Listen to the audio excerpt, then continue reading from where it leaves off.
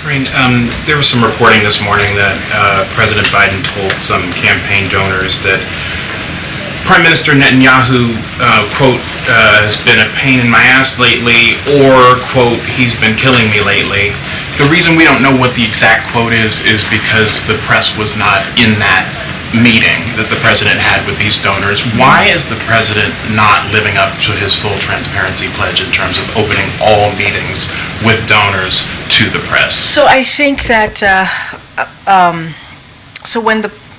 first of all, I want to be careful. These are campaign events, so I just want to be mindful. Can't speak to each of them, or really most of them. I know that, and as you know, when the president does speak in front of when he does do some of these fundraising events, right, there is, when he gives remarks, formal remarks, the press pool is in there, and they are listening to the remarks and get to hear directly what the president says. So I think that's also very important. I don't want to make it sound like there is not a process there, that when he is in front of donors giving formal remarks, that you all are not in the room as he's speaking. I can't speak to this particular scenario.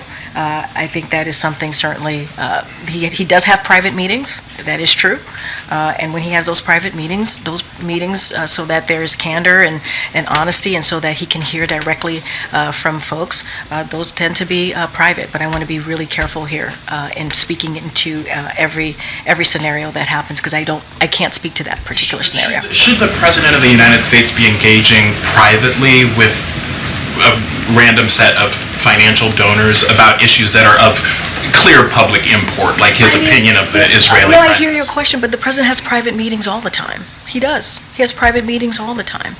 And these aren't foreign leaders, right? These are people who are giving money to him, his campaign. I hear you, but he has private meetings with everyday people. Some of these donors have, and I want to be super mindful here, have concerns, right, as well, just like everyday American people that he has private meetings with or he sees on the road.